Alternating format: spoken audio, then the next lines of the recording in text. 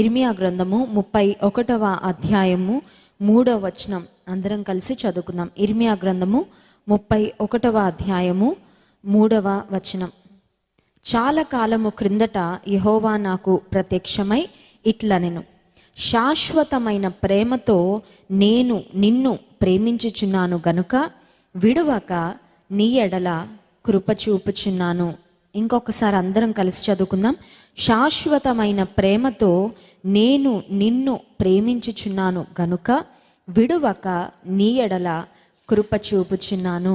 ప్రేమ అనేది 2 అక్షరాల పదం. Very small word, very simple word, కానీ from the cradle to the grave, అప్పుడే పుట్టి ఉయ్యాల్లో వేయబడిన చిన్న బిడ్డ, చంటి బిడ్డ దగ్గర నుంచి శవంగా మారే ముందు వరకు, అంటే ఒక సమాధికి గోతిలోకి వెళ్ళే వరకు ప్రతి మనిషి తన జీవితంలో ప్రేమ అని 2 అక్షరాల పదం కొరకు ఎంత తాపత్రయపడతాం మనందరికీ తెలుసు. జీవితంలో ఆరాటం దేని కొరకు పడతామంటే ప్రేమ కొరకు. ప్రతి మనిషిలో ప్రేమించబడాలి అనే ఒక బలమైన ఆశ ప్రతి ఒక్క మనిషిలో ఉంటుంది. దేవుడు కూడా ఆయన ప్రేమ స్వరూపి అని దేవుని వాక్యం సెలవిస్తుంది. God is love. దేవుడు ప్రేమ స్వరూపి. కొంతమంది ఏం చేస్తుంటారంటే ప్రేమ పిచ్చిలో ఉన్నవాళ్ళు గాడ్ ఈజ్ లవ్ను తిరగదీపిచ్చి లవ్ ఈజ్ గాడ్ అంటారు, ప్రేమే దేవుడు అంటారు. ప్రేమ దేవుడు కాదండి, దేవుడు ప్రేమ స్వరూపి, అంటే అన్ ఎంబాడిమెంట్ ఆఫ్ లవ్. ప్రేమ అంటే ఎలా ఉంటుంది? ప్రేమ అనేది ఒక ఫీలింగ్, లేకపోతే ప్రేమ అనేది ఒక భావన. సో ప్రేమను చూడాలంటే దాని రూపం ఎలా ఉంటుంది? గాలిని చూడాలంటే మనకు తెలుస్తుందా? ప్రాణం అంటే ఎలా ఉంటుంది అంటే మనకు తెలియదు. లేకపోతే గాలి అంటే ఎలా ఉంటుందంటే గాలి వీచినప్పుడు వస్తువులు ఎలా కదులుతాయి, లేకపోతే ఎలా వస్తువులు ఎగిరి వెళ్ళిపోతాయి. గాలి వచ్చినప్పుడు అది మన బాడీకి తగిలినప్పుడు సెన్సేషన్ ఎలా ఉంటుందో మనకు తెలుసు, కానీ బట్ గాలి అనేది చూడాలంటే మనకి కనబడదు. We can feel it, we can experience it. So ప్రేమ అనేది అసలు ఎలా ఉంటుంది? ప్రేమకు రూపం ఏంటి?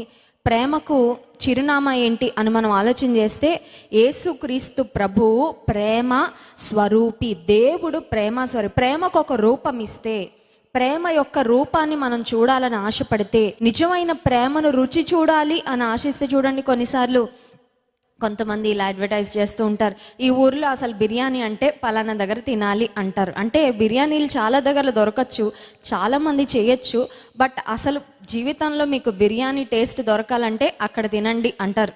హైదరాబాద్ కూడా, హైదరాబాద్ బిర్యానీ చాలా ఫేమస్. చాలామంది ఆయా దేశాల నుండి హైదరాబాద్ వెళ్ళినప్పుడు ఈ పట్టణంలో మరి ఎక్స్పీరియన్స్ చేయాల్సింది ఏమైనా ఉందా అంటే ఆ లిస్ట్లో కంపల్సరీ హైదరాబాద్ బిర్యానీ ఉంటుంది. అంటే నిజంగా ఒక బిర్యానీ టేస్ట్ చూడాలంటే మీరు హైదరాబాద్ బిర్యానీ టేస్ట్ చేయాలి. సో నిజమైన ప్రేమ అనేది చాలా రకాలు ఉంటాయి. లోకంలో చాలా రకాలైన ప్రేమలు మనకు అందుబాటులో ఉంటాయి. సో ప్రేమ అని లేబుల్ ఉన్నంత మాత్రాన అది ప్రేమ కాదు. ఈ రోజుల్లో చూడండి కల్తీ ఎక్కువైపోయింది. నెయ్యి అని రాస్తారు, కానీ ఆ నేతిలో నెయ్యి అని రాసిన ప్యాకెట్ మీద లేబుల్ ఉంది కదా అని అది కొనుక్కొని మనం వాడితే కొన్నిసార్లు అనారోగ్యాలు వస్తాయి. పాలు అని ఒక లేబుల్ వేస్తారు, అలాగే తెల్లగా ఉంటుంది, లిక్విడ్ లాగే ఉంటుంది, కానీ ఆ పాలలో సగానికి పైన నీళ్ళే ఉంటాయి కొన్నిసార్లు. సో ప్రేమ అని లేబుల్ చేయబడిన ఆ పదార్థం లేక ఆ ఫీలింగ్ చాలా దగ్గర మనకు అందుబాటులో ఉండొచ్చు ప్రపంచంలో, కానీ కనబడినవంతా నిజమైన ప్రేమలు కాదు. నిజమైన ప్రేమ అని చెప్పుకునేవారు, నిజమైన ప్రేమని ఇస్తాము అని ఒకవేళ ఎవరైనా ఆఫర్ చేసినా కూడా ఆ ప్రేమలన్నీ కూడా స్వచ్ఛమైన ప్రేమలు కానే కాదు. కానీ స్వచ్ఛమైన ప్రేమ ఎక్కడ దొరుకుతుంది? నిజమైన ప్రేమ నేను ఎక్స్పీరియన్స్ చేయాలనుకుంటున్నాను, నా లైఫ్లో నన్ను సాటిస్ఫై చేసే ప్రేమ నేను పొందుకోవాలనుకుంటున్నాను. చూడండి, ఎప్పుడైనా సరే స్వచ్ఛమైన దగ్గరే మనకి ఒక సంపూర్ణత ఉంటుంది. స్వచ్ఛమైన ప్రేమను మనం, దేవుని ప్రేమను అనుభవించినప్పుడే అందులో ఉన్న సంపూర్ణత మనం తెలుసుకొని సంతృప్తి పడతాం. కల్తీగా ఉన్నది ఏదైనా కొనుక్కున్నా కూడా మనకి సంతృప్తి ఉండదు. చూడండి కొన్నిసార్లు తేనె అని అమ్ముతూ ఉంటారు, అది ఇంటికి వచ్చిన తర్వాత అర్థమవుతుంది అది బెల్లం పాకం అని.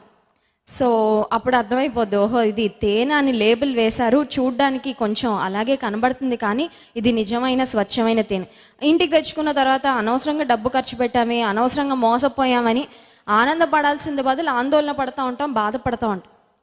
ఈ లోకంలో కూడా లోక ప్రేమల కొరకు మనం తాపత్రయపడి లోకంలో అందుబాటులో ఉండే ప్రతి ప్రేమను మనం రుచి చూసిన తర్వాత ఆఖరికి మనకు మిగిలేది ఏంటంటే అసంతృప్తి. ఆ తర్వాత బాధ, ఆవేదన, మోసపోయాము అనే భావన మనకు వస్తుందేమో, కానీ స్వచ్ఛమైన ప్రేమకు చిరునామా యేసుక్రీస్తు ప్రభువు. యేసుక్రీస్తు ప్రభు యొక్క ప్రేమ అంట, it is love that is proved. అది రుజువు చేయబడిన ప్రేమ. హల్లెలూయా. ఏదైనా సరే టెస్ట్ చేయబడిన తర్వాత ప్రూవ్ చేయబడితేనే అది స్వచ్ఛమైనది అని మనం చెప్పుకోవచ్చు. చూడండి, కొన్ని ప్రోడక్ట్స్ మీద టెస్టెడ్ ఓకే అని ఇలా ఒక టిక్ మార్క్ కొట్టి ఉంటుంది, మీరు గమనించుంటే. కొన్ని ఫుడ్ ప్రోడక్ట్స్ మీద, కొన్ని ప్యాకెట్స్ మీద కొన్ని రకాలైన లేబుల్స్ ఉంటాయి. ఏమనంటే దీన్ని పలానా కంపెనీ ద్వారా పరీక్షించబడింది, ఇది చాలా స్వచ్ఛమైన ప్రోడక్ట్ అని. సో దేవుని ప్రేమ కూడా పరీక్షించబడి రుజువు చేయబడిన ప్రేమ. God's love is proved.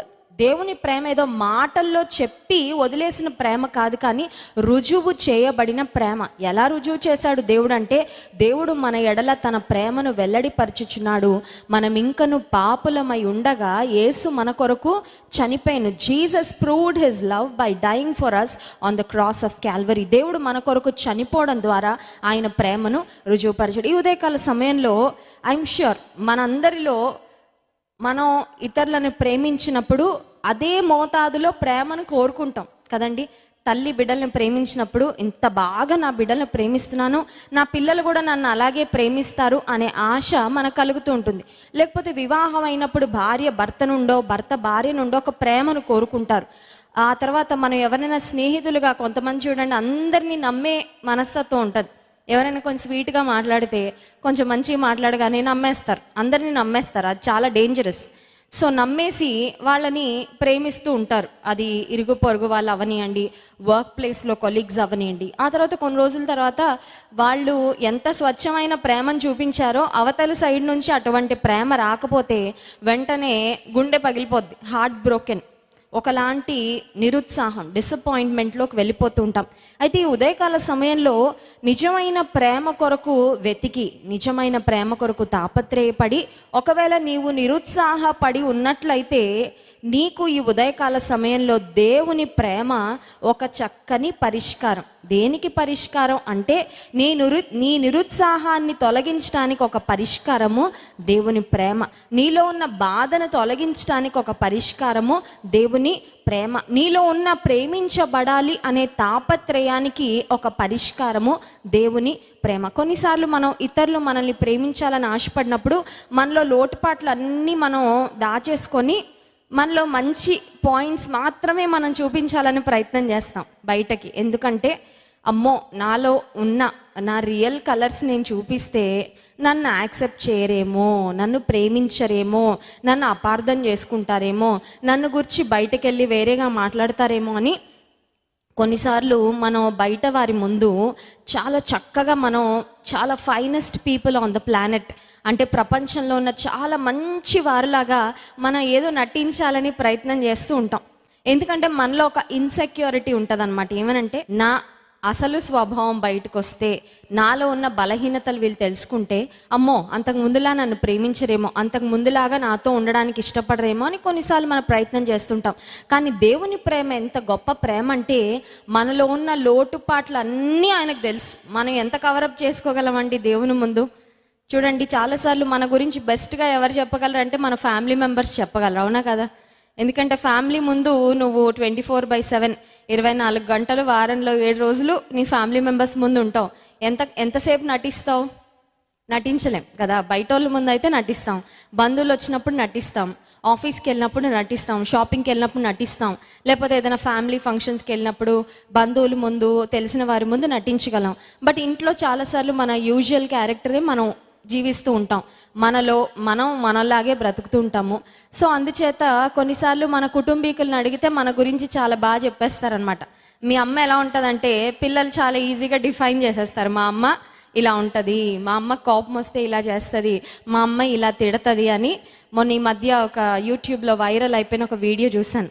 ఆ వీడియోలో బాబు అంటున్నాడు, తల్లిదండ్రులు అసలు పిల్లల్ని కొట్టద్దు అంటున్నాడు. పిల్లల్ని ఎందుకు కొడతారు మీరు? తల్లిదండ్రులు కొట్టద్దు, ఒరే వెధవా అని ఎందుకు అంటారు అని అంటున్నాడు.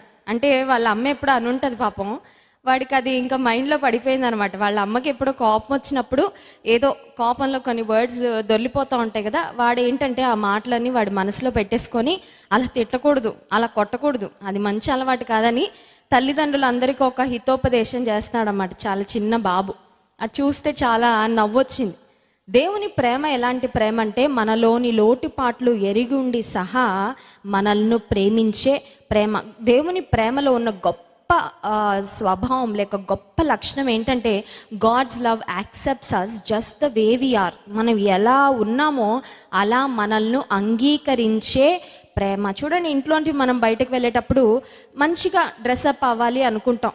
కొత్త బట్టలు ప్రతిసారి వేసుకోవాలని కాదు, ఉన్న బట్టలోనే మనం చక్కగా ఇస్త్రీ చేసుకోనో, నలిగిపోని వస్త్రాలు, చిరిగిపోని వస్త్రాలు మంచిగా వేసుకొని చక్కగా తల నీట్గా దూకొని మనం బయటకు రావాలని కోరుకుంటాం. ఎందుకంటే ఇతరులు నన్ను చూసినప్పుడు నేను యాక్సెప్టబుల్గా ఉండాలి అని మనం అనుకుంటాం. కానీ దేవుని ప్రేమ ఎలాంటి ప్రేమ అంటే నీ ప్రతి బలహీనతలు, నీ ప్రతి లోటుపాట్లు, నీవు సిద్ధపాటు లేనప్పుడు కూడా, అంటే నువ్వు ఇతరులు నిన్ను మెచ్చుకునేటట్లుగా, ఇతరులు నిన్ను అంగీకరించేటట్లుగా నువ్వు సిద్ధపడని సమయాల్లో కూడా నిన్ను ప్రేమించి, నిన్ను అర్థం చేసుకొని, నిన్ను అంగీకరించే ప్రేమ దేవుని ప్రేమ. ఈ ఉదయకాల సమయంలో దేవుని ప్రేమ యొక్క 4 లక్షణాలు మీతో చెప్పి ఆ తర్వాత మనం ప్రైజ్ అండ్ వర్షిప్లోకి వెళ్దాం. దేవుని ప్రేమలో ఉన్న 4 లక్షణాలు ఇవి మనకు తెలియదని కాదండి. దేవుని నమ్ముకున్న తర్వాత దేవుని ప్రేమను మనం ఎక్స్పీరియన్స్ చేస్తూనే ఉంటాము. కానీ కొన్నిసార్లు we just need those gentle reminders. కొన్నిసార్లు మనకి మళ్ళీ కొన్ని విషయాలు మనకు జ్ఞాపకం చేయబడుతున్నప్పుడు మళ్ళీ మనలో ఒక గ్రహింపు వస్తూ ఉంటుంది. ఇవి మనకు తెలియని విషయాలు కాదు, కానీ ఇవి మనకు మళ్ళీ మళ్ళీ జ్ఞాపకము చేయబడవలసిన విషయాలు. అందుచేత ఈ మాటలు దేవుని వాక్యంలో మీకు జ్ఞాపకం చేస్తున్నాను. దేవుని ప్రేమలో ఉన్న మొట్టమొదటి లక్షణం ఏంటి అంటే, ఇప్పుడే మనం చదివాం ఇర్మియా గ్రంథము 31వ అధ్యాయం 3వ వచనంలో, శాశ్వతమైన ప్రేమతో. చూసారా, ఆ ప్రేమ అనే మాటకు ముందు ఒక మాట జోడించబడింది. ఆ మాట ఏంటంటే శాశ్వతమైన, ఎవర్ లాస్టింగ్, ఇటర్నల్. ఎవరికైనా తాత్కాలికమైన విషయాలంటే మనకి ఇష్టం ఉండదు. ఏదైనా ఒక ఫ్రెండ్షిప్ అయినా ఎప్పటికీ ఉండాలి అనుకుంటాం. ఇంట్లోకి ఒక వస్తువు తెచ్చుకునేటప్పుడు కొనుక్కొని రేపు పాడైపోద్దంటే తెచ్చుకుంటామండి. మనం గ్యారంటీ ఉందా, వారంటీ ఉందా, ఎంతకాలం పనిచేస్తుంది అని మనం బాగా తెలుసుకొని తెచ్చుకుంటాం. ఒక వస్త్రం మనం కొనుక్కోవాలన్నా ఇది చిరుగుతుందా, ఇది ఉతికితే రంగు పోతుందా అని అన్నీ కనుక్కొని, దాన్ని పట్టుకొని ఎక్స్పీరియన్స్ చేసి, ఫీల్ చేసి, అన్నీ అడిగి ఎంక్వైరీ చేసుకొని కొనుక్కుంటాం. సో మనుషులంగా మనం ఏదైనా శాశ్వతంగా ఉండే వాటి కొరకు మనం ప్రయాసపడతాము, శాశ్వతంగా నిలిచే వాటిని పొందుకోవాలని ప్రయత్నం చేస్తూ ఉంటాం. కానీ ఈ లోక ప్రేమలు ఏవి కూడా శాశ్వతమైన ప్రేమలు కాదు. ఈ లోకంలో ప్రేమలు అన్నిటికీ ఒక బిగినింగ్ డేట్ ఉంటుంది, ఒక ఎండ్ డేట్ కూడా ఉంటుంది. ఒకవేళ బహుశా నీ స్నేహితులు నిన్ను ప్రేమించవచ్చు, నీలో వారికి నచ్చనివి బయటపడే వరకు. అంటే అదొక కండిషన్ అనమాట, అదొక షరత్. నీకు నీ స్నేహితురాలికి గొడవ వచ్చే వరకు నీ స్నేహితురాలు నిన్ను ప్రేమిస్తుంది, అవునా కదా? నువ్వు తిట్టినా, నువ్వు అరిచినా, నువ్వు గొడవ పెట్టుకున్నా, నువ్వు అడ్వాంటేజ్ తీసుకోవాలని ప్రయత్నం చేసినా నిన్ను ప్రేమించేవారు ఉంటారా? లేదా ముందున్న ప్రేమతో ప్రేమించేవారు ఉంటారా అంటే ఖచ్చితంగా దొరకరు. కానీ దేవుని ప్రేమకు అక్కడ ప్రేమ అనే మాటకు ముందు వ్రాయబడిన మాట ఏంటంటే శాశ్వతమైన. God's love is eternal love, God's love is everlasting love. ఎంతకాలం ఉంటుందండి దేవుని ప్రేమ అంటే, నువ్వు పుట్టక ముందు నుంచి నీ పట్ల దేవుని ప్రేమ ఉంది. హల్లెలూయా. ఎందుకంటే తల్లి గర్భమున పిండమున ఉండగా నీ కన్నులు నన్ను చూచెను. తల్లి గర్భంలో మనం పిండంగా రూపించబడక ముందే మనల్ని దేవుడు ప్రేమిస్తూనే వచ్చాడు. అందుకే మనల్ని ఈ లోకంలో ఒక మనిషిగా పుట్టడానికి దేవుడు సహాయం చేశాడు. అంటేనే మన పుట్టుకలోనే దేవుని ప్రేమ ఉంది. మనం పుట్టామంటేనే దేవుని ప్రణాళిక మన పట్ల ఉంది. సో దేవుని ప్రేమ మనం పుట్టక ముందు నుంచి మన పట్ల ఉంది. ఎప్పటి వరకు ఉంటుందంటే ఈ లోకంలో మనం బ్రతికినంత కాలం. ఎంత కాలం బ్రతికితే అంతకాలం. నీకు బలమున్నా లేకపోయినా, శక్తి ఉన్నా లేకపోయినా, అందమున్నా లేకపోయినా, సామర్థ్యమున్నా లేకపోయినా, ఉద్యోగం ఉన్నా లేకపోయినా, డబ్బున్నా లేకపోయినా, పేరున్నా లేకపోయినా, పలుకుబడి ఉన్నా లేకపోయినా, నీకు ఒకవేళ చెడ్డ పేరు వచ్చినా, అవమానాలు వచ్చినా, నిందలు వచ్చినా, నీవే ఒకవేళ పాపం చేసి నీ జీవితాన్ని మొత్తం నాశనం చేసుకున్నా, అప్పటికి కూడా దేవుని ప్రేమ నిన్ను నన్ను ప్రేమిస్తూనే ఉంటుంది. దేవుని ప్రేమ మనల్ని వెంటాడుతూనే ఉంటుంది. హల్లెలూయా. దేవుని ప్రేమ అంత గొప్ప ప్రేమ అండి. ఆయన ప్రేమ శాశ్వతమైన ప్రేమ. దేవుని వాక్యం సెలవిస్తుంది, నేను అల్ఫా ఒమేగా. దేవునికి ఉన్న అనేకమైన పేర్లలో ఒక పేరు ఏంటంటే he is the alpha and the omega. Alpha omega అనేవి తెలుగు మాటలు కాదు. ఏంటండి ఇదేదో గ్రీక్లా ఉందంటే అది నిజంగానే గ్రీక్. నూతన నిబంధన గ్రీక్ అనే భాషలో వ్రాయబడింది. పాత నిబంధన హీబ్రూ అనే భాషలో వ్రాయబడితే నూతన నిబంధన న్యూ టెస్టిమెంట్ గ్రీక్ అనే భాషలో వ్రాయబడింది. గ్రీకు భాషలో ఉన్న అక్షరాలు, గ్రీక్ ఆల్ఫబెట్స్, ఇప్పుడు తెలుగులో ఆతో ప్రారంభం అవుతుంది కదా అక్షరాలు, తెలుగు అక్షరాలు ఆతో ప్రారంభమవుతాయి. ఇంగ్లీష్ అక్షరాలు ఏతో ప్రారంభమయ్యి జెడ్తో ముగుస్తాయి. అలాగే గ్రీక్లో ఆల్ఫబెట్స్, గ్రీక్లో మొట్టమొదటి అక్షరం ఏంటంటే ఆల్ఫా, గ్రీక్లో ఆఖరి అక్షరం ఏంటంటే ఒమేగా. అంటే దేవుడు నేను అల్ఫా ఒమేగా అయిన వాడను అంటే అర్థం ఏంటంటే దేవుడు అన్నిటికీ ప్రారంభము, అన్నిటికీ అంతము. అందరి జీవితాల కంటే ముందున్నవాడు, అందరి జీవితాల కంటే తర్వాత ఉండేవాడు కూడా. ఈరోజు మనం ఉంటాం, బహుశా ఒక 100 సంవత్సరాలు అయ్యాక మనం ఎవరైనా ఉంటామండి. సెంచరీ దాటే అవకాశం దేవుడు ఎవరికైనా ఇస్తే వాళ్ళు ఉంటారేమో, కానీ ఇంకా ఇక్కడ ఉన్న వాళ్ళు ఎవరమైతే ఒక 100 సంవత్సరాల తర్వాత మనం ఎవరం ఉండం. ఈ కరోనా వచ్చిన తర్వాత అయితే ఇంకెవరి జీవితాలకు కూడా గ్యారంటీ లేదనిపిస్తుంది, అలా ఉంది పరిస్థితి. సో మన జీవితాలకు ఒక బిగినింగ్ డేట్, ఒక ఎండ్ డేట్ ఉంటుంది, కానీ దేవునికి మాత్రం ఒక ప్రారంభం అనేది లేదు, దేవునికి ఒక అంతము కూడా లేదు. అందుచేత దేవుడు అంటున్నాడు, నిన్ను శాశ్వతమైన ప్రేమతో ప్రేమిస్తాను. నీ జీవితం స్వల్పమైనదే, నీ జీవితం అల్పమైనదే, నీ జీవితం చాలా లిమిటెడ్. దేవుని దృష్టిలో 1000 సంవత్సరాలు ఒక దినంలాగా. అంటే మీరు అర్థం చేసుకోండి దేవుని యొక్క గొప్పతనము ఎంతో. చాలాసార్లు మనం మన జీవితంలో 100 సంవత్సరాలు బ్రతికామంటే పెద్ద రికార్డ్ లాగా మనం మాట్లాడుకుంటాం, కానీ దేవుని దృష్టిలో 1000 సంవత్సరాలు దినాల్లాగా ఉన్నాయంటే మనం అర్థం చేసుకోవచ్చు దేవుని యొక్క ఔన్నత్యము ఎంత ఉన్నతమైనదో, ఎంత శ్రేష్టమైనదో. సో మొదటిగా దేవుని ప్రేమ శాశ్వతమైన ప్రేమ. ఇప్పుడు ఈ దేవుని ప్రేమ ఎవరికి అందుబాటులో ఉంటుందండి? దేవుని ప్రేమకు ఏమైనా సెలెక్షన్ ఉంటుందా? దేవుని ప్రేమకు ఏమన్నా ఇంటర్వ్యూ చేసుకొని దేవుడు వీరిని మాత్రం ప్రేమిస్తాను, వారిని మాత్రం ప్రేమిస్తానని దేవుడు కొంతమంది సెలెక్టెడ్ పీపుల్ని మాత్రమే ఎంచుకుంటాడంటే కాదు. యోహాను సువార్త 3వ అధ్యాయం 16వ వచనం మనందరికీ వచ్చిన వచనం వాక్య భాగము, దేవుడు లోకమును ఎంతో ప్రేమించెను. దేవుడు అంటే గొప్పవాడు, ఆయన అందరికంటే పైగా ఉన్నవాడు, అంతటా వ్యాప్తి చెందినవాడు, అంతటా ఆయన ఉండగలిగేవాడు. ఇప్పుడు ఇండియాలో ఉన్నాడు, మనతో ఉన్నాడు. అమెరికాలో ఈ సమయంలో ఎవరైనా అర్ధరాత్రి ఇప్పుడు అమెరికాలో అక్కడ ఎవరైనా ప్రార్థన చేస్తుంటే వాళ్ళతో కూడా ఉన్నాడు. దుబాయ్లో కూడా ఉన్నాడు, యూకేలో కూడా ఉన్నాడు, అంటార్క్టికాలో కూడా ఉన్నాడు. అన్ని దేశాల్లో, అన్ని ప్రాంతాల్లో, అన్ని కాలాల్లో, అన్ని సమయాల్లో ఉండే గొప్ప దేవుడు అంట ఎవరెవరిని ప్రేమిస్తున్నాడంటే లోకమును, అంటే మన అందరినీ ప్రేమిస్తున్నాడు. హల్లెలూయా. దేవుని ప్రేమ కొంతమందికి అందుబాటులో ఉండే ప్రేమ కాదండి. దేవుని ప్రేమ అందరికీ అందుబాటులో ఉండే ప్రేమ. అందరికీ అందుబాటులో ఉంది, నువ్వు వచ్చి పొందుకోవాలి అంతే. అందుబాటులో ఉంది. God's love is available, but you have to come and receive it. నువ్వు వచ్చి తీసుకోవాలి. నువ్వు వచ్చి తీసుకోకుండా దేవుని ప్రేమ ఉంది కదా పర్వాలేదు అనుకుంటే నీకు అది రాదు. దేవుని ప్రేమ అందుబాటులో ఉంది, కానీ నీవు వచ్చి దాన్ని పొందుకున్నప్పుడు, నీవు వచ్చి దాన్ని అందుకున్నప్పుడు, నీవు వచ్చి దాన్ని ఎక్స్పీరియన్స్ చేసినప్పుడు దేవుని ప్రేమ నీ స్వంతము అవుతుంది. సో దేవుడు లోకమును, so God's love is available for all. అన్ని దేశాల వారికా? ఎస్. అన్ని ప్రాంతాల వారికా? అవును. చదువుకున్న వారికి, చదువు లేని వారికా? అవును. ధనికులకు, పేదలకా? అవును. దేవుని ప్రేమలో తారతమ్యాలు లేవు, భేదాలు లేవండి.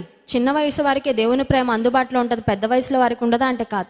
అన్ని వయస్కుల వారికి, అన్ని పరిస్థితుల్లో ఉన్నవారికి, అన్ని స్థితిగతుల్లో ఉన్నవారికి, అన్ని రకాలైన మరి సర్కమ్స్టాన్సెస్లో ఉన్నవారికి దేవుని ప్రేమ అందుబాటులో ఉంది. ఇప్పుడు దేవుని ప్రేమ, ఇందాక మనం యోహాను 3:16 జ్ఞాపకం చేసుకున్నాం. దేవుడు అంటే he is great, he is huge, ఆయన గొప్పవాడు, ఆయన మనందరికంటే అధికుడు. ఆ తర్వాత రెండవదిగా లోకమును, అంటే దానిలో మనందరం వచ్చాము. ఆ తర్వాత మూడవదిగా ఎంతో.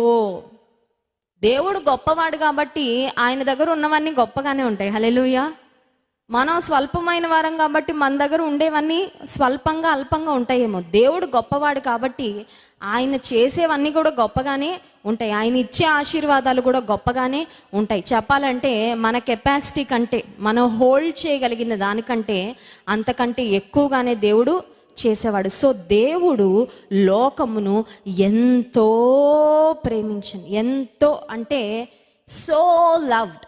దేవుడు లోకమును ప్రేమించను అంటే సరిపోద్ది కదా, అర్థమవుతుందండి. ఎంతో ప్రేమించను అన్న మాటకి ప్రేమించను అన్న మాటకి తేడా ఉందా లేదా? ఎవరైనా ఇంటికి భోజనాలకు వెళ్ళామనుకోండి, యూజువల్గా కూర వండిన సిస్టర్ అండి, ఎలా ఉందండి కూర, మామూలుగా ఉందనుకోండి, బాగుందండి, బాగుంది, చాలా బాగుందండి అన్నాను అనుకోండి, అంటే అర్థం ఏంటనమాట, చాలా బాగుంటేనే ఆ మాట చెప్తాం. సో దేవుడు లోకమును ప్రేమించను అని రాయొచ్చు, కానీ దేవుడు లోకమును ఎంతో ప్రేమించను అంటే అర్థం ఏంటంటే God wants to express his love. దేవుడు తన ప్రేమను మనకు వ్యక్తపరచాలని ఆశిస్తున్నాడు. కొంచెం కాదు నేను మిమ్మల్ని ప్రేమిస్తుంది, చాలా ఎక్కువగా ప్రేమిస్తున్నాను, ఎంతో ప్రేమిస్తున్నాను. ఇక మీరు లోక ప్రేమలతో అసంతృప్తి చెంది బాధపడి మీరు జీవితంలో కృంగిపోవద్దు. ఎంతగానో ప్రేమించే నేను మీ పక్షంగా ఉన్నానని దేవుడు మనతో ఈ ఉదయకాల సమయంలో మాట్లాడుతున్నాడు. So God's love is huge. దేవుడు గొప్పవాడే, దేవుడు అధికుడు, అందరికంటే పైగా ఉన్నవాడు. ఆయన చూపించే ప్రేమ కూడా చాలని ప్రేమ, సరిపడనంత ప్రేమ కాదు. చూడండి, కొన్నిసార్లు ఇంట్లో భర్త ప్రొవిజన్స్ తెచ్చాడు అనుకోండి, కొన్నిసార్లు కొంతమంది ఎంత సరిపోద్దో అంతే తీసుకొస్తారు. బంధువులు వచ్చారంటే మొత్తం ఖాళీ అయిపోద్ది, మళ్ళీ నెక్స్ట్ రోజు ఏం చేయాలి, ప్రొవిజన్ షాప్కి వెళ్ళి మళ్ళీ తెచ్చుకోవాలి. కానీ దేవుని ప్రేమ నీకు చాలనంతగా ఉండే ప్రేమ సమృద్ధిగా ఆయన ప్రేమించేవాడు. హల్లెలూయా. సో మొదటిది దేవుని ప్రేమ శాశ్వతమైన ప్రేమ. రెండవదిగా మనం ఆలోచన చేస్తే దేవుని ప్రేమ మనలను కాపాడే ప్రేమ. God's love is protective love. దేవుని ప్రేమ మనల్ని కాపాడే ప్రేమ. దేని నుంచి కాపాడుతుంది? ప్రతి కీడు నుంచి కాపాడే ప్రేమ. హల్లెలూయా. ప్రతి కీడు నుంచి కాపాడే ప్రేమ. నీకు తెలుసా, చాలాసార్లు కొన్ని కీళ్ళు మన కళ్ళకు కనబడుతుంటాయి, కొన్ని కీళ్ళు మనకు తెలియకుండానే మన మీద కొన్ని అటాక్ చేస్తూ ఉంటాయి. మన దేహంలో యాంటీబాడీస్ ఉంటాయంట. ఈ యాంటీబాడీస్ ఏం చేస్తాయంటే కొన్ని రకాలైన వైరస్లు అది మన ముక్కు ద్వారా కానీ, మనం తీసుకునే ఆహారం ద్వారా కానీ, నీటి ద్వారా కానీ మన దేహంలోకి ప్రవేశించినప్పుడు ఈ యాంటీబాడీస్ అనేవి ఆ వైరసెస్తో వాటికి అవే ఫైట్ చేస్తాయి. ఇప్పుడు మనం ఏ వ్యాక్సినేషన్ కొరకైతే ఎదురు చూసాం ఇంతకాలం కరోనా వైరస్కు, ఆ వ్యాక్సినేషన్ తీసుకోవడం ద్వారా మన లోపల యాంటీబాడీస్ డెవలప్ అయ్యి ఒకవేళ కరోనా దేహాల్లోకి ప్రవేశించిన ఆ యాంటీబాడీస్ ఏం చేస్తాయంటే ఆ వైరస్తో ఫైట్ చేసి ఆ వైరస్ను జయించి ఆ వైరస్ వలన మనం బాధపడకుండా, ఇబ్బంది పడకుండా, చనిపోకుండా మనల్ని కాపాడతాయి. చాలాసార్లు మన దేహంలో ఏమో యాంటీబాడీస్ ఉన్నాయి మనకి ఏమైనా తెలుసండి? మిమ్మల్ని ఎవరైనా నేను పిలిచి మీ దేహంలో ఏమేమి యాంటీబాడీస్ ఉన్నాయో ఒకసారి చెప్పండి, మీ దేహంలో పుట్టిన దగ్గర నుంచి ఇప్పటి వరకు ఎన్ని వ్యాధులతో మీరు పోరాడి ఉంటారంటే మనకు తెలుసా? తెలీదు. లోపల జరిగే క్రియలు చాలాసార్లు మనకు తెలీదు. లోపల ఉన్న యాంటీబాడీస్ పోరాడి యాంటీబాడీస్ సరిపోక మనకి ఏ జ్వరమో లేకపోతే ఏ తలనొప్పో ఏ కడుపు నొప్పో ఏదో వచ్చినప్పుడు అప్పుడు మనం డాక్టర్ దగ్గరికి వెళ్తాం, నాకేదో సమస్య ఉందండి, నాకేదో. చాలాసార్లు ఇన్ ద ఇన్విజిబుల్ వరల్డ్, మనకు కనిపించని ప్రపంచంలో, ఇన్ ద స్పిరిచువల్ రెల్మ్, ఆత్మీయమైన యుద్ధ రంగంలో చాలాసార్లు అపవాది మన మీద ఎన్నో దాడులు చేయాలని ప్రయత్నం చేస్తుంటాడు. మనకు అవి తెలియని కూడా తెలియదు. మనం వాటిని అసలు ఇమాజిన్ కూడా చేసుకోం. కొన్నిసార్లు ఇంటి నుంచి బయటకు వచ్చేటప్పుడు ఏదో మాస్క్ పెట్టుకోవాలనుకుంటాం తప్ప ఆత్మీయమైన మరి యుద్ధ రంగంలో లేకపోతే అపవిత్రాత్మ శక్తులు మన మీద ఏం దాడి చేయాలనుకుంటాయి మనం ఏమన్నా ఆలోచిస్తామండి? సైలెంట్గా వచ్చి కూర్చుంటాం. అలా అని అపవిత్రాత్మలు లేవా, దురాత్మలు లేవా, సాతాన్ లేడా? ఉన్నాడు. మనతో పాటు దేవదూతలు కూడా ఉన్నారు. కానీ చాలాసార్లు మనం దేవదూతలు ఉన్నారని కూడా మనం ఏదో రాత్రి పడుకునేటప్పుడు నీ దేవదూతలు మా చుట్టూ పెట్టయ్యా అని ఒక ప్రార్థన చేస్తాం. ప్రేయర్కి రాబోయే ముందు ఒక వీడియో చూస్తున్నాను నేను యూట్యూబ్లో. ఆ వీడియో సీసీటీవీ ఫుటేజ్లో రికార్డ్ అయిన వీడియో. అది ఒక పాప వాళ్ళ ఇంట్లో కిటికీలో కూర్చుందండి. మరి వాళ్ళ అమ్మ ఏం చేస్తుందో తెలీదు, సడన్గా ఆ అమ్మాయి కిటికీలో కూర్చొని ఉంటే ఆ వీధిలో ఒక టీనేజ్ బాయ్ వెళ్తున్నాడు. వెళ్తా అమ్మో పాప కిటికీలో ఉంది, పడిందంటే అక్కడ ఇంకా గోడ కానీ బాల్కనీ కానీ లేదు, రోడ్డు మీద పడిపోద్దని ఆ అబ్బాయి ఏదో క్రికెట్ క్యాచ్ పట్టడానికి ఉంటారు కదా గ్రౌండ్లో, అలా నిలబడి ఉన్నాడు. సడన్గా ఆ పాప చేతులు వదిలేసి రోడ్డు మీదకి పడిపోయిందండి. నిజానికి ఆ అబ్బాయి లేకపోయింటే ఆ అమ్మాయి తల 2 ముక్కలైపోయి అక్కడికక్కడ చనిపోవాల్సింది ఆ పసిబిడ్డ. ఈ వ్యక్తి ఎంత బాగా పట్టుకున్నాడంటే అదేదో బాల్ని క్యాచ్ పట్టుకున్నట్టు పట్టుకున్నాడు. ఆ తర్వాత వాళ్ళ అమ్మ చూసుకొని ఉంటుంది ఇంట్లో, పరిగెత్తుకొని రాగానే ఇదిగో అమ్మ మీ అమ్మాయి పడింది, నేను పట్టుకున్నానని ఇచ్చుంటాడు. ఆ సీసీ కెమెరాలో ఆ వీడియో చూసినప్పుడైతే ఒక్కసారి గుండె ఒక్క క్షణం బాబోయ్ అనిపించింది.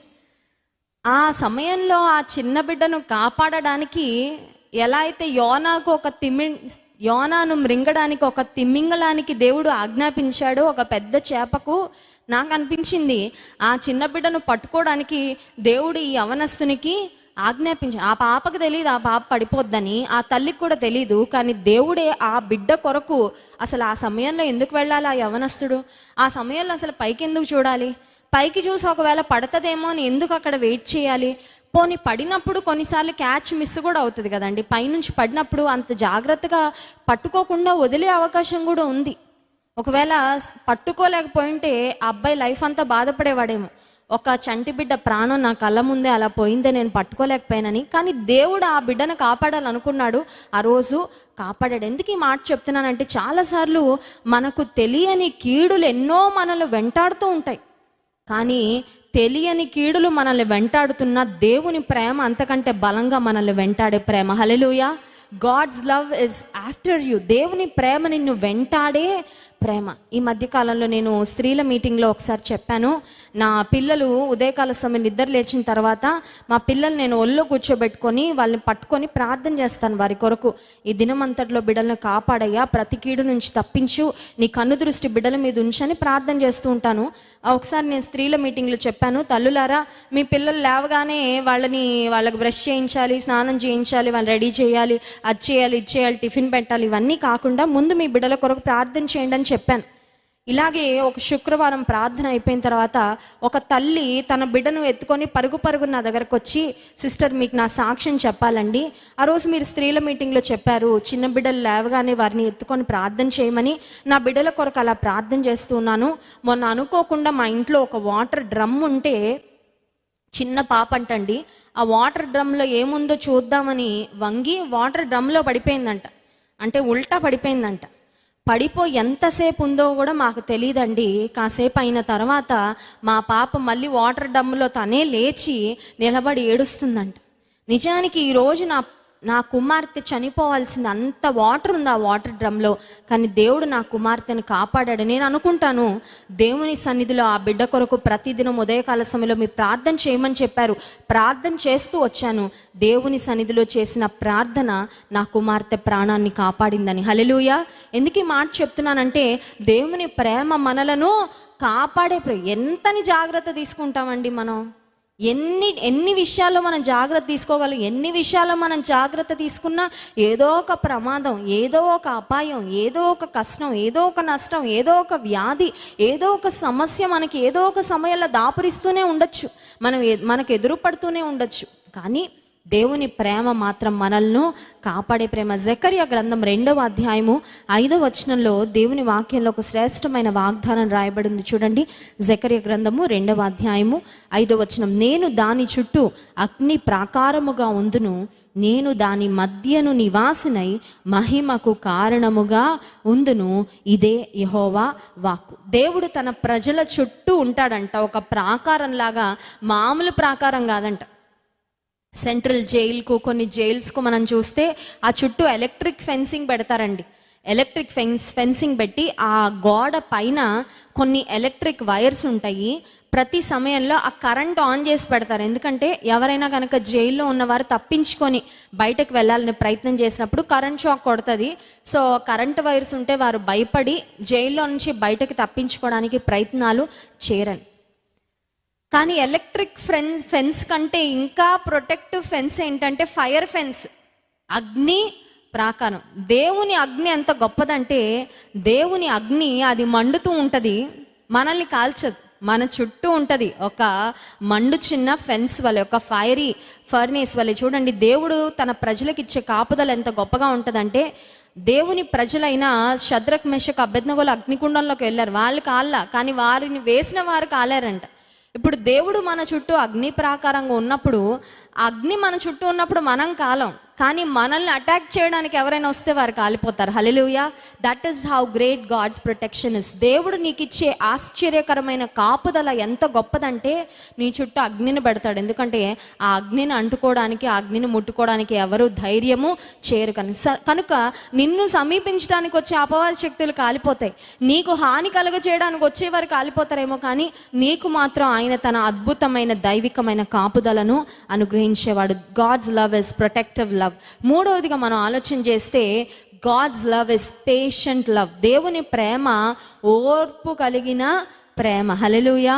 కొన్నిసార్లు కొంతమందికి ప్రేమ చాలా ఉంటుంది, కానీ ప్రేమ వచ్చినా తట్టుకోలేము, కోపం వచ్చినా కూడా తట్టుకోలేము. తెలుసా అండి మీకు?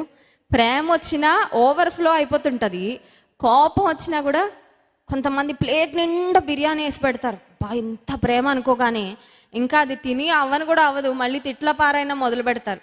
అది ఎలా ఉంటుందంటే, బాగా తెలుగులో ఒక సామెత ఉంటుంది, అది నేను చెప్పను, కానీ బాగా ప్రేమిస్తారు కానీ బాగా తిడతారు, బాగా కొడతారు, బాగా ఇబ్బంది పెడతారు. అసలు ఆ ప్రేమకి ఏమైనా అర్థం ఉంటుందండి? ఒక్కొక్క అత్త ఉంటుంది, కోడల్ని ఎంత ప్రేమిస్తుందో, అమ్మో నీకు బంగారు నెక్లెస్ చేయించానమ్మా, నీకు పట్టు చీర పెట్టానంటది, మళ్ళీ బూతులు తిడతా ఉంటుంది. ఆ కోడలికి ఎలా ఉంటుంది? నీ బంగారు నెక్లెస్ వద్దు, నీ బూతులు కూడా వద్దు అత్తగారు, నన్ను అలా బ్రతకనిస్తే చాలా. చూడండి, కొన్నిసార్లు కొంతమందికి ప్రేమ ఉంటుంది కానీ ప్రేమతో ఓర్పు ఉండదు, ప్రేమలో సహనము ఉండదు, కానీ నిజమైన ప్రేమలో ఖచ్చితంగా ఓర్పు ఉంటుంది. 1 కొరింథీ పత్రిక 13వ అధ్యాయంలో ఉంటుంది, ప్రేమ దీర్ఘకాలము సహించును, ప్రేమ దయ చూపించును అనే మాట ఉంటుంది. Love is patient. నిజమైన ప్రేమలో ఏముంటుందంటే దీర్ఘశాంతము, సహనము ఉంటుంది. 145వ కీర్తన 8వ వచనంలో దేవుని ప్రేమ యొక్క గొప్పతనం, దేవుని యొక్క దీర్ఘశాంతం ఎంత గొప్పదో వ్రాయబడింది. చూడండి, 145వ కీర్తన 8వ వచనాన్ని చదువుకుందాం. యెహోవా దయాదాక్షిణ్యములు గలవాడు, ఆయన దీర్ఘశాంతుడు, కృపా సమృద్ధి గలవాడు. దయాదాక్షిణ్యములు గలవాడు, 103వ కీర్తనలో కూడా ఒక చక్కని మాట వ్రాయబడి ఉంటుంది. చూడండి, 103వ కీర్తన దేవుని యొక్క దీర్ఘశాంతాన్ని గూర్చి, ఆయన యొక్క దయను గూర్చి వ్రాయబడిన మాట. 103వ కీర్తన 8వ వచనం, యెహోవా దయాదాక్షిణ్య పూర్ణుడు, దీర్ఘశాంతుడు, కృపా సమృద్ధి గలవాడు, ఆయన ఎల్లప్పుడూ వ్యాజ్యమాడువాడు కాడు, ఆయన నిత్యము కోపించువాడు కాడు. హల్లెలూయా. కొంతమందికి నిత్యం కోపమే, అంటే మనం చేసే పనులను బట్టి దేవుడు నిత్యంగా కోపించాలి మన మీద. దేవుని కోపానికి మనం పాత్రులమే, కానీ దేవుడు నిత్యము కోపించడంటే. ఇంకో దగ్గర దేవుని వాక్యం సెలవిస్తుంది, ఆయన కోపము నిమిషం మాత్రం ఉంటుంది కానీ ఆయన దయ మాత్రం ఆయుష్కాలం అంతా నిలుస్తుందని. హల్లెలూయా. నేను అంటాను దేవునితో, దేవా ఒక్క క్షణం నువ్వు కోపగించిన నేను అస్సలు. చూడండి, ఎప్పుడైనా ఇంట్లో తల్లిదండ్రులు బాగా అతిగా ప్రేమిస్తే పిల్లలు తల్లిదండ్రుల నుంచి ఒక్క తిట్టు కూడా భరించలేరు. ఎప్పుడు తిట్టేవాళ్ళనుకోండి, వాళ్ళు ఇలా దులిపేసుకొని వెళ్ళిపోతూ ఉంటారు. కానీ తల్లి కానీ తండ్రి కానీ చాలా అతిగారాభం చేసినప్పుడు ఒక్క కోపంతో ఒక్క మాట అంటే, కొంతమంది భర్తలు ఉంటారు చాలా సహనం కలిగి ఉంటారు. ఆ భార్యకి భర్త యొక్క సహనం ప్రేమే తెలుసు. సడన్గా భర్త ఒక మాట అన్నాడంటే ఈమెకి చాలా డిప్రెషన్ వచ్చేస్తుంటుంది. కానీ లోకంలో చాలామంది భార్యలు చాలా కష్టాలు భరించి కూడా పాపం బ్రతికేస్తూ ఉంటారు. ఈవిడకి పాపం ఆ ప్రేమ పొందుకొని ఏమో కొంచెం కోపం కూడా తట్టుకోలేదు. దేవుని యొక్క ప్రేమ మనం చాలాసార్లు అత్యున్నతంగా మనం అనుభవించి, దేవుని కోపం మనం చాలాసార్లు తట్టుకోలే. అందుకే దేవుని వాక్యం సెలవిస్తుంది, దేవుడు మన ఎడల ఎంత దీర్ఘశాంతం కలిగి ఉన్నాడంటే, ఆయనకు ఒకవేళ కోపం వచ్చినా కోపం అంత త్వరగా రాదు, ఎందుకంటే దీర్ఘశాంతం ఉంది కాబట్టి ఆయన అంత త్వరగా కోపపడేవాడు కాదు. కానీ ఆయనకు ఒకవేళ కోపం వచ్చినా అది కేవలము నిమిషమాత్రం ఉంటుందంట. ఆయన దయ మాత్రం మన జీవితకాలం అంతా, మన ఆయుష్కాలం అంతా ఉంటుందని దేవుని వాక్యం సెలవిస్తుంది. So God's love is patient love. ఓర్పు, సహించు. చాలాసార్లు మనం ప్రేమించిన వారిని మనం బాగా ఓర్చుకుంటాం, అవునా కదా? మనం ప్రేమించిన వారిని మన ఇంట్లో అబ్బాయి టీవీ పగలగొట్టాడు అనుకోండి, మన కొడుకు టీవీ పగలగొట్టినా నా బంగారమే అని అమ్మ తీసుకుంటుంది దగ్గరికి. అదే ప్రక్కింటోడు కిటికీల్లోంచి బాల్ వేసి మన టీవీ పగలగొట్టాడు అనుకోండి, వాడి మొహం పగలగొట్టేదాకా మనకు మనశ్శాంతి ఉండదు. ఎందుకు? నా టీవీ పగలగొడతావరా, ఇప్పుడు ఇన్ని వేలు పెట్టి మళ్ళీ నేను కొనుక్కోవాలని గొడవకి వెళ్ళిపోతారు చాలామంది ప్రక్కింటి వారి మీద. కానీ ఇంట్లో కొడుకో ఇంట్లో కుమార్తె ఏదైనా డ్యామేజ్ చేసినా, ఏదైనా ఇబ్బంది కలుగజేసినా, మనం ప్రేమించిన వారు కాబట్టి వారి విషయంలో మనకి చాలా ఓర్పు, చాలా సహనం. దేవుడు మనల్ని ఎంత ప్రేమిస్తున్నాడంటే మనల్ని సహించుకుంటూనే ఉన్నాడు. హల్లెలూయా. మన మార్పు కొరకు ఆయన చాలా ఓపికగా కనిపెడుతుంది. ఇంకొక సంవత్సరం ఉండనిమ్ము. దేవుడు మన జీవితంలో కూడా ఈ 2021ని మన లైఫ్ స్పాన్ ఎక్స్టెండ్ చేసి ఈ సంవత్సరమైనా నా కోసం బ్రతుకుతుందేమో, ఈ సంవత్సరమైనా నా కొరకు సాక్షిగా బ్రతుకుతాడా, ఈ సంవత్సరమైనా నా కొరకు జీవిస్తాడా, ఇన్ని వాక్యాలు వింటున్నా ఇన్ని సంవత్సరాలుగా ఏ మార్పు లేదు, ఈ సంవత్సరమైనా జీవితంలో మార్పు వస్తుందేమో, బ్రతుకులో మార్పు వస్తుందేమో, ఆలోచనలో మార్పు వస్తుందేమో, నాకు సాక్షిగా బ్రతుకుతాడేమో అని దేవుడు ఓర్పుతో సహనంతో మన యొక్క మార్పు కొరకు కనిపెట్టేవాడు. దేవుని ప్రేమ సహనముతో కూడిన ప్రేమ. ఆఖరిగా ఇంకొక మాట చెప్పి ముగిస్తాను. God's love is providing love. దేవుని ప్రేమ మనకు ఏం అవసరమో అది ఇచ్చే ప్రేమ. ఫిలిప్పీ పత్రిక 4వ అధ్యాయము 19వ వచనాన్ని చదువుకుందాం. చూడండి, ఫిలిప్పీ పత్రిక 4వ అధ్యాయము 19వ వచనం. కాగా దేవుడు తన ఐశ్వర్యము చొప్పున క్రీస్తు యేసునందు మహిమలో మీ ప్రతి అవసరమును తీర్చును. దేవుడు కొన్ని అవసరాలు తీరుస్తాడని వ్రాయించారండి, ప్రతి అవసరం తీరుస్తాడని వ్రాయించారు. ప్రతి అవసరము దేవుడు తన మహిమైశ్వర్యము చొప్పున, according to his glorious riches అనే మాట ఉంటుంది. Riches in glory or glorious riches. దేవుని దగ్గర ఐశ్వర్యం ఉందంట. ఆయన ఐశ్వర్యంలో మన ప్రతి అవసరత తీరుస్తాడు. దేవుని దగ్గర కొంచెమే ఉంటే ఆయన బహుశా నువ్వు వచ్చి ఆయన నీ అవసరత కొరకు అడిగినప్పుడు, కొంచెమే ఉందమ్మా, కొంచెం సర్దుకో, ఈ అవసరత ఒక్కటే తీర్చగలను, ఇంకొక అవసరత నేను తీర్చలేను అని బహుశా చేతులు ఎత్తేస్తాడేమో. కానీ దేవుడు తన మహిమైశ్వర్యంలో, ఆయన గ్లోరియస్ రిచెస్లో ఆయన దగ్గర సమృద్ధి ఉంది. నీ ప్రతి అవసరతను ఆయన తీర్చేవాడు. నీ ప్రతి అవసరత కొరకు నువ్వు మొదట ఎవరి దగ్గరికి వెళ్ళాలి? కొంతమంది అమ్మ దగ్గరికి, నాన్న దగ్గరికి పరిగెడతా ఉంటారు. కొంతమంది అత్తగారి దగ్గరికి, మామగారి దగ్గరికి వెళ్ళమంటుంటారు. కొంతమంది పురుషులు వివాహం అయిన తర్వాత ఇంట్లోకి డబ్బులు కావాలంటే వాళ్ళ వైఫ్ని ఏటీఎం కార్డులా వాడుకుంటూ ఉంటారు. వైఫ్ ఏమో ఏటీఎం కార్డు, స్వైపింగ్ మెషిన్ ఏమో అత్తగారు మామగారు. చూడండి, ఏటీఎం కార్డుని వెళ్ళి అలా మెషిన్లో పెడితే మెషిన్లోంచి డబ్బులు వస్తూ ఉంటాయి. కొంతమంది భర్తలు ఏమనుకుంటారంటే అత్తగారు మామగారు ఏటీఎం మెషిన్ అనుకుంటారు. ఏటీఎం మెషిన్ అండి, డబ్బులు ఎవరికైనా చెట్లకు కాస్తాయా? అందరు కష్టంతో సంపాదించుకునేవే డబ్బులు. కొంతమందికి ఎంత డబ్బున్నా కూడా సంతృప్తి ఉండదు, ఇంకా దురాశ, అత్యాశ, అదేదో డబ్బు కోసమే బ్రతుకుతున్నట్లుగా బ్రతికేవారు చాలామంది సమాజంలో ఉన్నారు. నీ అవసరత కొరకు నువ్వు నీ అత్తమామల దగ్గరకు పంపించొద్దు నీ భార్యను. నీకేదైనా అవసరత వస్తే నీ అమ్మా నాన్న మీద పడి ఏడవద్దు. నాకు తెలుసు కొంతమంది తల్లులు చెప్తూ ఉంటారు, అమ్మ మా కుమార్తె వివాహం అవ్వట్లేదని మమ్మల్ని తిడుతుందమ్మా, మమ్మల్ని అవమానకరంగా మాట్లాడుతుంది. మరి భర్త అనేవాడు షాప్లో వెళ్ళి కొనుక్కొస్తారండి? చెప్పండి. ఆడపిల్లలకి ఎవరికైనా వివాహం కాకపోతే అమ్మ నాన్న మీరు పెళ్లి చేయట్లేదని బహుశా ఫ్రస్ట్రేషన్లో అనొచ్చేమో, కానీ మీ అమ్మ షాప్లో వెళ్ళి నీకు ఎవరైనా కొనుక్కొచ్చి పెళ్లి చేయగలదా? దేవుని ఏర్పాటు, దేవుని సమయంలో దేవుడు నిన్ను ఒక కుటుంబంగా కడతాడు. సో నీకు వచ్చే ఆశీర్వాదం కొరకు అమ్మా నాన్న మీద పడి ఏడవడం కాదు, దేవుని సన్నిధిలో పడి కన్నీరు కార్చాలి. బైబిల్ గ్రంథంలో కూడా మనం చూస్తే రాహేలుకు పిల్లలు లేరంట, లేయాకు పిల్లలు ఉన్నారు, రాహేలుకు పిల్లలు లేరు. లేయాకు వరుసగా కుమారులు పుడుతూ ఉన్నారు. రాహేలు గర్భం తెరవబడలేదు, దేవుడు రాహేలు గర్భాన్ని తెరవలేదు. ఆ సమయంలో రాహేలుకు ఫ్రస్ట్రేషన్ ఎంత ఎక్కువైపోయిందంటే యాకోబు దగ్గరికి వెళ్ళి అంటుంది, నీవు నాకు పిల్లల్ని ఇవ్వు, లేకపోతే నేను చచ్చిపోతానంట. If you don't give me children I will die. అంటే ఆవిడికి లేదని ఒక బాధ, తర్వాత అక్కకు పిల్లలు పుట్టేస్తున్నారని ఇంకొక బాధ. ఆ ఫ్రస్ట్రేషన్లో చచ్చిపోవాలనే అంత డిప్రెషన్కి వెళ్ళిపోయింది. ఆ సమయంలో యాకోబు ఒక చక్కని మాట చెప్తాడండి, నేను దేవుణ్ణి కాదు, నేను దేవుని స్థానంలో లేనమ్మా. I'm not in the place of God. భర్తగా పిల్లల్ని నేను ఇవ్వలేను, దేవుడు నీకు ఇవ్వాలన్నప్పుడు దేవుని వాక్యం చాలా స్పష్టంగా సెలవిస్తుంది. రాహేలు వెళ్ళి దేవుని సన్నిధిలో ప్రార్థన చేసినప్పుడు దేవుడు రాహేలు యొక్క గర్భాన్ని తెరిచాడండి. కొన్నిసార్లు నీ అవసరతల కొరకు భర్త దగ్గరికి వెళ్ళి ఏడుస్తున్నావా? నీ అమ్మ నాన్న దగ్గరికి వెళ్ళి ఏడుస్తున్నావా? నీ అత్తమామల కొరకు దగ్గర పడి వారి మీద పడి ఏడుస్తున్నావా? నీ స్నేహితుల దగ్గరికి వెళ్ళి ఏడుస్తున్నావా? వారి దగ్గరికి వీరి దగ్గరికి వెళ్ళి ఏడవడం కంటే దేవుని సన్నిధిలో నీ కన్నీరు కార్చు. దేవుడు నీ ప్రతి కన్నీటి బొట్టును చాలా విలువైందిగా చూస్తాడు. హల్లెలూయా. ఒకవేళ నువ్వు ఏడుస్తుంటే నీ భర్త చిరాకు పడతాడేమో. కొంతమంది భర్తలు ఉంటారు, భార్యలు ఏడుస్తూ కన్నీటి ప్రార్థన చేస్తుంటే ఎవరు చచ్చిపోయారని ఏడుస్తున్నావు, ఇలాంటి ఏడుపులు నా ఇంట్లో వినపడడం ఇష్టం లేదని ఒకవేళ చిరాకు పడతారేమో. కానీ నీ దేవుడు నువ్వు కన్నీటి ప్రార్థన చేస్తుంటే ఆయన కదిలించబడతాడండి. Hallelujah. God will be moved when you pray with tears. కన్నీటితో నువ్వు ప్రార్థన చేసినప్పుడు దేవుని హృదయము కదిలించబడుతుంది. దేవుడు స్పందిస్తాడు. దేవుడు ఖచ్చితంగా నీ ప్రార్థనకు జవాబు అనుగ్రహిస్తాడు. ఎందుకు ఈ మాట చెప్తున్నానంటే దేవుని ప్రేమ మన అవసరతలు తీర్చే ప్రేమ. God's love is proved love. దేవుని ప్రేమ రుజువు చేయబడిన ప్రేమ. రెండవది మనం జ్ఞాపకం చేసుకున్నాం దేవుని ప్రేమ శాశ్వతమైన ప్రేమ.